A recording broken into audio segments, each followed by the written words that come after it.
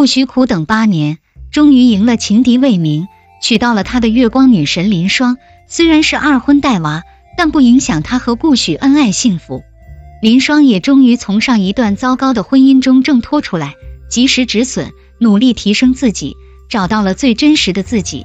爱情、婚姻、事业三丰收，善有善报，恶有恶报。顾许和林霜的善都得到了好报，魏明等人的恶自然也得到了恶报。好事成双，结局匆匆。有些人的结局看似是半开放式的，其实都隐藏在一些细节当中了。1. 江母病重去世。江母最后一次来江州找江海，是因为患了乳腺癌晚期，后来回到老家休养，时日无多。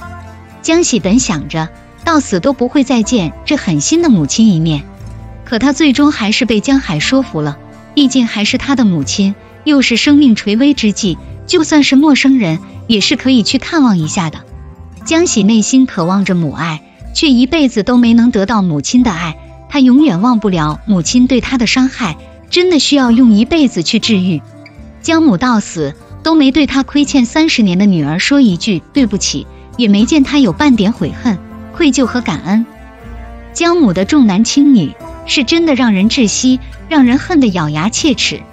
他对儿子江海是重视、宠溺，对女儿江喜已经不是轻视那么简单了，而是敌视、厌恶，还把她当作赚钱工具。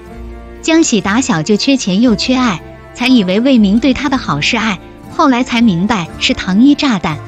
还好江喜遇到了林霜，林霜是他的救赎，是他生命中的一束光，不只带他认清了渣男，还教会他敢于跟命运抗争，让他有了把一手烂牌打成王炸的勇气。2. 江喜和江海都找到人生归宿。江喜聪明、有能力，长得漂亮，还努力上进，本就该拥有成功美好的人生。可惜他的前半生都在被吸血鬼母亲坑害，被藤姐的弟弟拖累，所有的重担都压在他一个人身上，他差点累得喘不过气。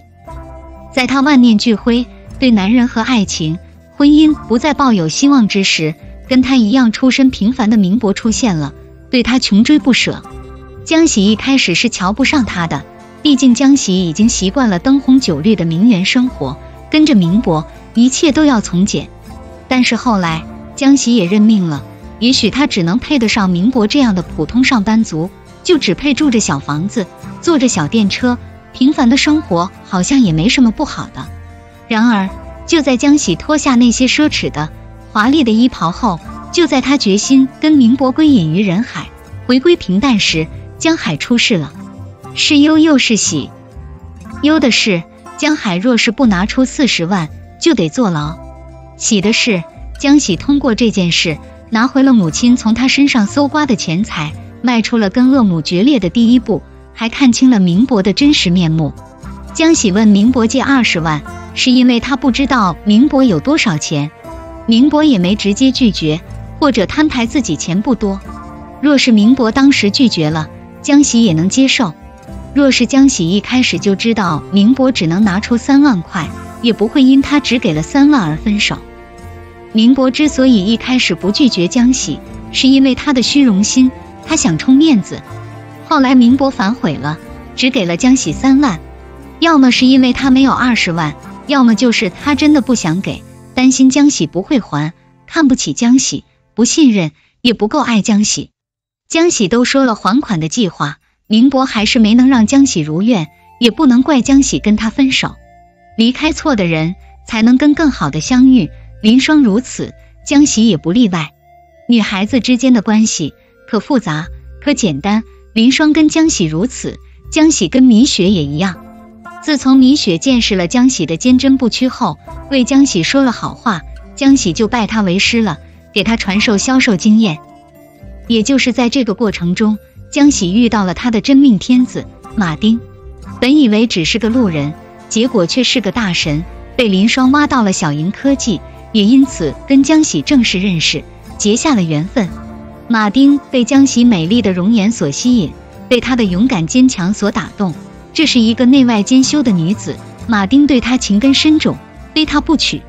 马丁对江喜有情，江喜对马丁也有意，只是江喜不再自信了，因为他那荒唐的家庭，因为他过去那几段失败的感情，他没勇气接受马丁的告白。最后江喜出现在了林双的婚礼上，接到了林双的手捧花，深情地望向了马丁。这便是江喜深思熟虑后给予马丁的回应，下一个结婚的就是他们。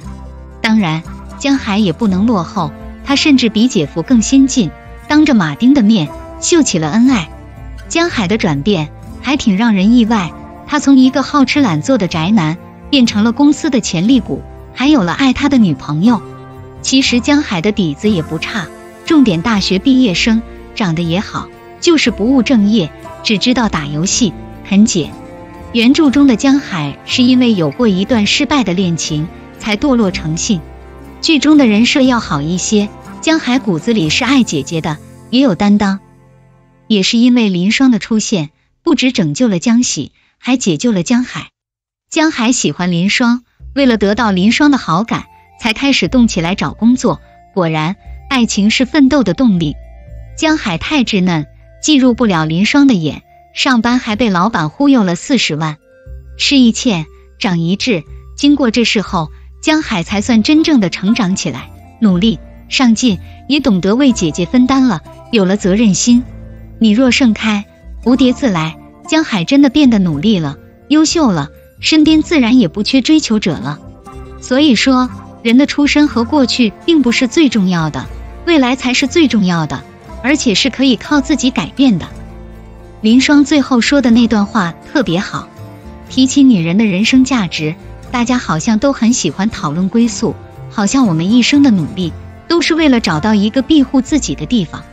但或许我们也可以享受路上的风景，单身或婚姻，职场或家庭，成功或失败，所有的经历都是我们成长路上的精彩风景。我们来到世界，不是找到一个归宿，而是最终成为自己的归宿。不只是女人，男人也一样，所有人都一样。如果没有遇到那么一个对的人，倒不如独自美丽。永远都不要把改变命运、过好日子的希望寄托在别人身上，不要等着被别人照亮，要自己努力成为光，成为自己的归宿。3. 明博和魏明牢中相见。魏明被警方带走了，明博也逃不掉，他们俩终将会在牢中相见。魏明涉嫌商业行贿，泄露商业机密，潜规则女下属，前2点是100%可以定罪的，明博也参与其中。其实明博跟魏明是同一类人，都有侥幸心理，心术不正，最后都会反噬到自己。林双说明博很会为人处事，说直白点就是圆滑世故，他真正的品性都体现在细节里。明博知道林双不是一般人，所以请他去好的餐厅吃饭，巴结讨好林双。对于江喜，明博只是用她来撑场面的，漂亮有气质，拿得出手，看他那次带着江喜跟朋友吃饭就知道了。其实明博打心底看不起江喜，觉得他不配拥有好东西，所以只会给他买便宜的东西，带他去小餐馆吃饭。这还只是谈恋爱，就这么吝啬抠搜了，要是结婚了，那不堪设想。要的也不是明博给江喜提供多好的物质生活，毕竟他也只是一个打工人，要的是一种态度和仪式感，偶尔一次破费一下就好，表明对江喜的重视。明博其实也是个伪君子，表面上绅士大方，背地里自私狭隘。服务员不小心弄脏了明博的衣服，明博大怒，要求巨额赔偿，没有一点同情心同理心。被米雪提醒安安是他的竞争对手，明博也开始来阴招，丝毫不顾及同事之情，不让着孕妇。看到马丁出面拒绝明博的死缠烂打，明博便开始倒打一耙，诋毁江喜。明博跟魏明本质上就是同一类人，或者说明博想成为魏明那样的人，家庭事业双丰收，追求者甚多，倍儿有面。物以类聚，人以群分，所以魏明慢慢吸引明博，明博也逐渐向他靠近，联手陷害林双和江喜，最终他们在牢中相见。回头再看江喜当初因20万跟明博分手，真是清醒。